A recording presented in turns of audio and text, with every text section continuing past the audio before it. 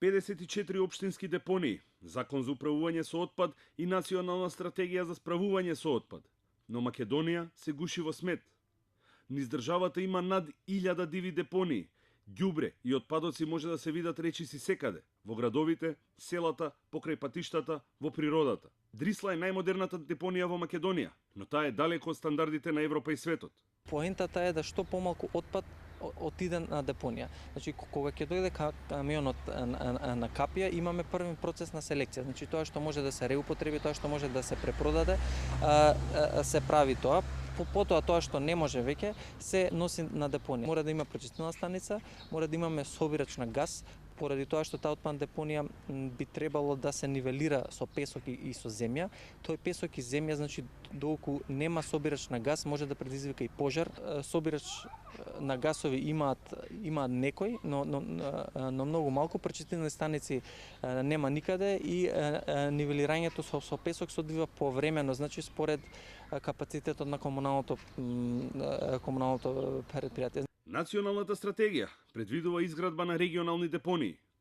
Македонија е поделена на 6 региони: Скопски, Пелагониски, Полошки, Југозападен, Југоисточен, Североисточен, и во секој од нив треба да има нова модерна депонија која ќе ги исполнува овие стандарди. Тоа што се случува во нас на регионалните депонии сега ако зборуваме е дека има, значи, папирологија, има документација, односно тоа се направени планови за регионалните депонии, но најскората или најбрзата депонија што би можеле да видиме било минимум за 2 години и тоа е во североисточниот регион. Најблиску во моментов е изградбата на регионалната депонија кај Свети Николско Мечкуевци, која треба да почне со работа идната година и чини над 20 милиони евра.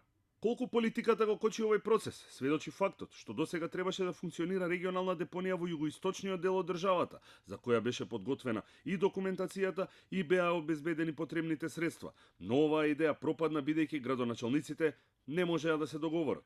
Државниот инспекторат за животна средина е надлежен за мониторинг и за изрекување казни, но според постоечките законски норми, тие не можат да ги казнат општините или градоначалниците, туку само јавните комунални предпријатија, што всушност е апсурд. Државниот инспекторат за животна средина би требало да го регулира управувањето со отпад на општинско ниво. Во главном општините и комуналните предпријатија се одговорни за управувањето со отпад, но казнените одредби, значи, не може да следуваат на општини и градоначалници, при што градоначалниците и општините ја одбегнуваат некако таа одговорност или ја префрлаат на јавните комунални предпријатија.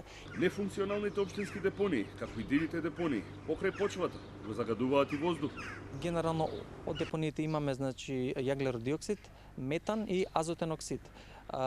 Тие се исто стакленички гасови кои што во Македонија пренесуваат со 7% во климатските промени, а во другите земји пренесуваат со 2 до 3%. Но ова треба да се додаде и проблемот со медицинскиот отпад, за кој само една депонија, Дрисла, има капацитет за складирање и уништување.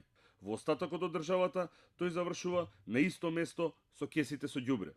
Само единствена печка имаме во Дрисла, а за другите општини и во другиот дел од Македонија тоа е несоодветно третирано. Струшкиот адвокат Глигорije Ќатовски ги проучил законските норми и смета дека тој и неговите сограѓани имаат доволно докази за да покренат тужба против локалните власти и државата поради нелегалната депонија која со години го труе населението. Пред се би сакал да нагласам дека правото на здрава животна средина е уставна вредност определена во член 43 став 1 од Уставот на Република Македонија. Дивата струшка депонија е производ на неодговорното работење на надлежните органи. Тука пред себе ја спомнал општината која е директен виновник за вака настанатата состојба, а како индиректен виновник одговорна е и државата бидејќи не го спречила настанувањето на оваа дива депонија. Македонските судови имаат скромна судска пракса во овај дел. Тука можеме да докажеме со вештачење, значи со вештачење од вештак од животна средина, вештак медицинско лице со кое што би се определиле нивоата на штетни емисии од депонијата и нивното влијание врз здравјето на луѓето. Општините се должни да доставуваат годишен извештај за тоа колку тони отпад се собрани и истурени на депониите, но тоа не го прават. Во 2015 година само 28 општини и град Скопје ги доставиле овие информации, а за 2016 година не се знае, бидејќи податоците се уште се обработуваат. Според доставените податоци, еден жител генерира околу 440 килограми отпад годишно.